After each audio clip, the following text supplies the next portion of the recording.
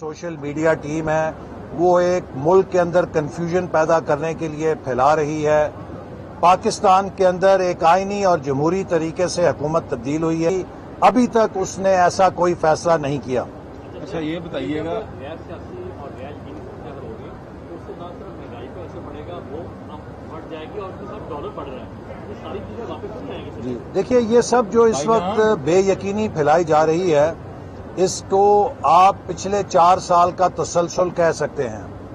پاکستان پر عمران خان کی جو 4 سالہ عذاب حکومت تھی، اس کے نتیجے میں جو معاشی بدحالی اور تباہی آئی ہے، اس کے اثرات ہم پر کئی سالوں تک رہیں گے، جس کی ایک مثال یہ ہے کہ پاکستان میں جو قرضوں کا بوجھ پچھلے 4 سالوں میں ڈلا ہے، اس سے نکلنے میں ہمیں کافی عرصہ لگے گا۔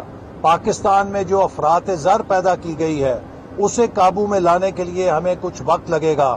یہ نہیں ہو سکتا کہ جنہوں نے 4 سال اس ملک کی معیشت کی اینٹ سے اینٹ بجائی ہے، وہ 4 ہفتوں میں معیشت کو ٹھیک کرنے کا حساب مانگنے لگ جائیں۔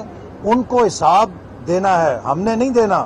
حساب عمران نیازی صاحب اور ان کے نالائق وزیروں نے دینا ہے کہ انہوں نے ملک کے اندر گیس کا بحران کیوں پیدا کیا، انہوں نے پاکستان کے اندر معاشی ابتری کیوں کی۔ میں آپ کو چند مثالیں دینا چاہتا ہوں۔ میں گوادر گیا اور گوادر میں مجھے جا کر یہ معلوم ہوا کہ 4 سالوں سے گوادر پورٹ میں ڈریجنگ کی پروپوزلز پڑی تھیں، وہاں کی بندرگاہ کی صفائی کی پروپوزل تھی، حکومت نے اس کے لیے فنڈ جاری نہیں کیے۔ آج گوادر بندرگاہ کی جو گہرائی ہے وہ صرف 11 میٹر رہ گئی ہے اور اس کے اندر کوئی بڑا جہاز لنگر انداز نہیں ہو سکتا۔ اب لانچیں آ رہی ہیں گوادر بندرگاہ کے اندر، تو کیا یہ جان بوجھ کے کیا گیا ہے سی پیک کو تباہ کرنے کے لیے؟ سی پیک منصوبے کی جو مین گزرگاہ تھی وہ گوادر بندرگاہ تھی، تو گوادر بندرگاہ کو تباہ کر دیا گیا ہے۔ 4 سال مسلسل حکومت سے فنڈز مانگے جاتے رہے اور حکومت نے فنڈ جاری نہیں کیے اور گوادر بندرگاہ کو تباہ ہونے دیا۔ یہ ایک مثال ہے ان کی سی پیک کے حوالے سے۔ پھر ہم نے 9 صنعتی زون تیار کرنے تھے 2020 تک، ایک صنعتی زون تیار نہیں کر سکے یہ 2020 تک۔ آج 2022 ہے، آج بھی ایک صنعتی زون مکمل طور پہ تیار نہیں ہے کہ جس کو ہم چین سے سرمایہ کاری کے لیے استعمال کر سکیں۔ تو ہر شعبے کے اندر، چاہے وہ انفراسٹرکچر ہے، نیشنل ہائی وے اتھارٹی دیکھ لیجئے، نیشنل ہائی وے اتھارٹی 460 ارب روپے مانگ رہی ہے اپنے جاری منصوبوں کے لیے۔ اس کے پاس کتنا فنڈ دیا گیا؟ 91 ارب روپے۔ آپ مجھے بتائیں 460 ارب کے منصوبے جو جاری منصوبے تھے، جب ان کے لیے 91 ارب روپے دیے جائیں گے تو وہ کیا سفید ہاتھی نہیں بنیں گے؟ ترقیاتی بجٹ جو 900 ارب روپے کا تھا، ہمیں کتنے میں ورثے میں ملا ہے؟ 480 ارب روپے میں۔ 50% ترقیاتی بجٹ کاٹ گئے ہیں۔ پاکستان کا ہر ترقیاتی منصوبہ جو ہے وہ اب ایک سکھ پروجیکٹ بن چکا ہے۔ یہ وہ تباہی ہیں جس کے لیے عمران نیازی کو جواب دینا ہے، اور لوگوں کے سامنے جا کے نیا پاکستان کا فلم ختم ہوئی ہے تو اب ایک بدنی آزادی پاکستان کی فلم شروع کر دی ہے۔ میں اعلان کرنا چاہتا ہوں، وہ ملک جو ایٹمی صلاحیت رکھتا ہے، وہ ملک جس کے پاس ایٹم بم کی طاقت ہے، وہ غلام نہیں ہو سکتا۔ اس کی خود مختاری پہ کوئی میلی نگاہ نہیں ڈال سکتا۔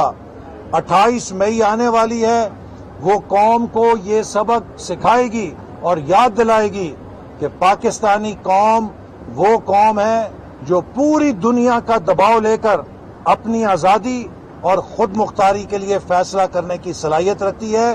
عمران نیازی ہمارے نوجوانوں کو نفسیاتی غلام بنا رہا ہے، یہ بتا کے کہ پاکستان غلام قوم ہے۔